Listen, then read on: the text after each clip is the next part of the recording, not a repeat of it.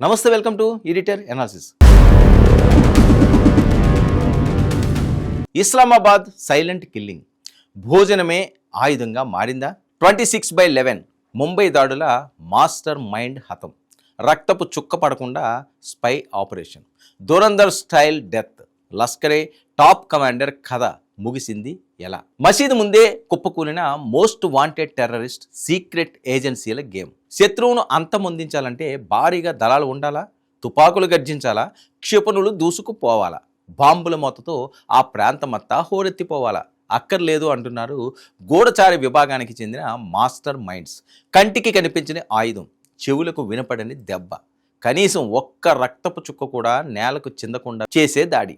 అదే అసలైన శత్రు సంహారం. సినిమాల్లో మనం చూసే మైండ్ గేమ్లు, నవలల్లో చదివే సీక్రెట్ ఏజెంట్ ఆపరేషన్లు ఇప్పుడు నిజ జీవితంలో, అది శత్రు దేశం గుండెల్లో అత్యంత నిశ్శబ్దంగా జరిగిపోతున్నాయా? పాకిస్తాన్ రాజధాని ఇస్లామాబాద్ని ఇప్పుడు ఒకే ఒక ప్రశ్న గడగడలాడిస్తుంది.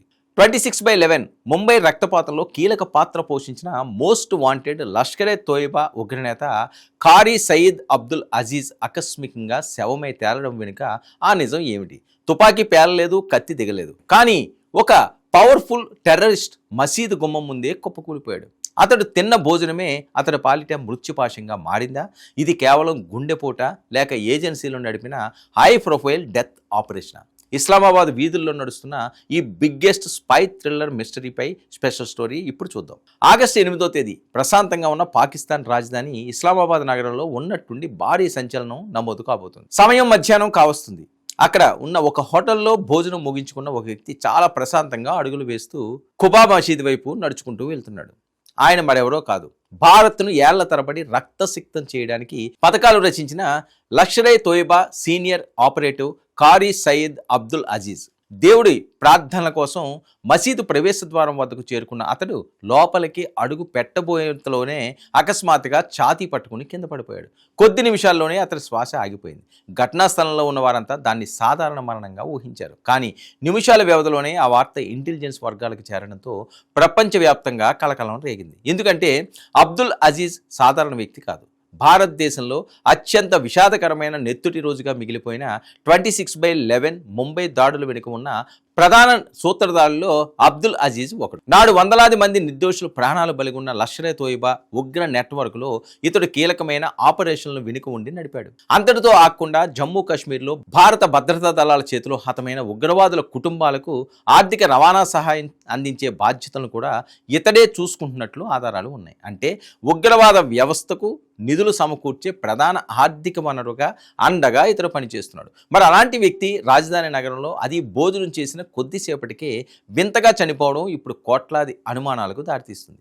ఒక ఉగ్రవాదిని కనుగొని కాల్చి చంపితే ఏమవుతుంది? చుట్టూ ఉన్న కెమెరాలు రికార్డు చేస్తాయి, ప్రత్యక్ష సాక్షులు తయారవుతారు, తులసీ దళం లాంటి సాక్ష్యాధారాలు, బుల్లెట్ షెల్స్ లభిస్తాయి. ఇక పెద్ద ఎత్తున విచారణ జరిగి మీడియా రచ్చ కూడా మొదలవుతుంది. కానీ భోజనంలో విషం కలిపితే అక్కడే అసలైన మిస్టరీ నడుస్తుంది. అతడు ఎక్కడ తిన్నాడు? ఆ ప్లేట్లో ఆహారాన్ని ఎవరు వడ్డించారు? అతడు తినడానికి ముందే ఆ ప్లేట్ని ఎవరెవరో తాకారు? అతడితో పాటు కూర్చుని భోజనం చేసిన మిగతా వ్యక్తులు క్షేమంగానే ఉన్నారా? లేక అతడి కోసం ప్రత్యేకంగా ఏమైనా పాయిజన్ డిజైన్ చేశారా? ఎలాంటి హంగామా లేకుండా, శబ్దం రాకుండా శత్రువును శాశ్వతంగా మట్టిలో కలిపేసే ఈ సైలెంట్ పాయిజనింగ్ పద్ధతి ఇప్పుడు ఇంటెలిజెన్స్ వర్గాల్లో తీవ్ర చర్చనీయాంశంగా మారింది. ఈ ఉదంతం చూడగానే మనకు పాపులర్ బాలీవుడ్ థ్రిల్లర్ దురందర్ తరహా మిషన్లు, లేదా ప్రసిద్ధి తెలుగు స్పై నవల డ్యాగరెక్కల చప్పుల్లోని సన్నివేశాలు గుర్తుకు రాక తప్పదు. ఆ నవలలో కథానాయకుడు గూఢచారి వ్యూహాల గురించి వివరిస్తూ ఒక అద్భుతమైన మాట అంటాడు. శత్రువుపై నేరుగా విరుచుకుపడడం, తుపాకీలతో కాల్చడం లేదా బాంబులతో పేల్చేయడం పాతపడిపోయిన పద్ధతులు. దేశానికి హాని తలపెడుతున్న ప్రత్యర్థి ఎవరో తెలుసుకుని శత్రు దేశంలోనే రహస్యంగా అడుగుపెట్టి అతడితో మెల్లగా స్నేహం పెంచుకొని కలిసి భోజనానికి కూర్చుని అదే భోజనాన్ని అతడి ఆఖరి ఆహారంగా మార్చడం సీక్రెట్ ఏజెన్సీల అత్యున్నత వ్యూహం. ఒకప్పుడు పుస్తకాల్లోనూ, తెరపై మాత్రమే మనం చూసిన ఈ మైండ్ గేమ్ ఇప్పుడు ఇస్లామాబాద్లో వాస్తవంగా జరిగిందా అనే అనుమానాలు వ్యక్తమవుతున్నాయి. కల్పన నిజమైందా, లేక ఒక మిస్టరీని మరొక మిస్టరీతో ముడిపెట్టి చూస్తున్నామా? అయితే ఇక్కడే ప్రధానమైన ప్రశ్న ఉత్పన్నమవుతుంది. ఒకవేళ ఇది నిజంగా పక్కా ప్లాన్ ప్రకారం జరిగిన విష ప్రయోగం అయితే దీన్ని ఎవరు చేసి ఉంటారు?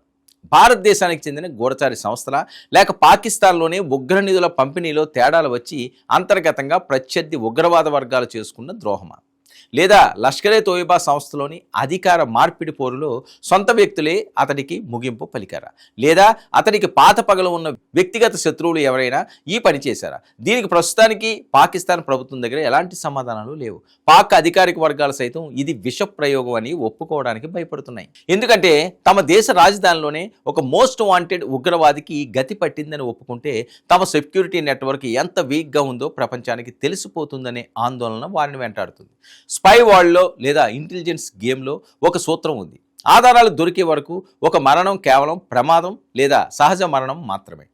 మరి శవ పరీక్షలు నివేదికలు బయటికి వచ్చి నిజాలు వెలుగు చూస్తేనే అది ఒక సక్సెస్ఫుల్ ఆపరేషన్గా మారుతుంది. పాకిస్తాన్లో గత కొన్ని నెలలుగా భారత్కు వ్యతిరేకంగా పనిచేస్తున్న ఉగ్రవాదులు వరుసగా అనుమానాస్పద స్థితిలో శవాలై తేలుతున్నారు.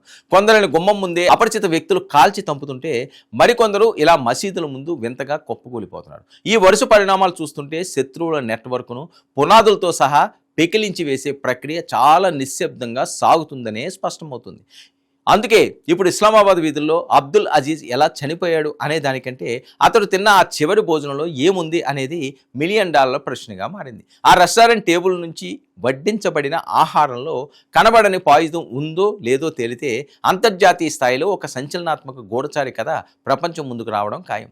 రక్తపు చుక్క లేకుండా, ఎలాంటి శబ్దం లేకుండా శత్రువుని అంతమొందించే ఈ సీక్రెట్ వార్లో ఇంకా ఎన్ని వికెట్లు పడబోతున్నాయో చూడాల్సి ఉంది. ఇది ఈనాటి editor analysis. Stay tuned to 9 news.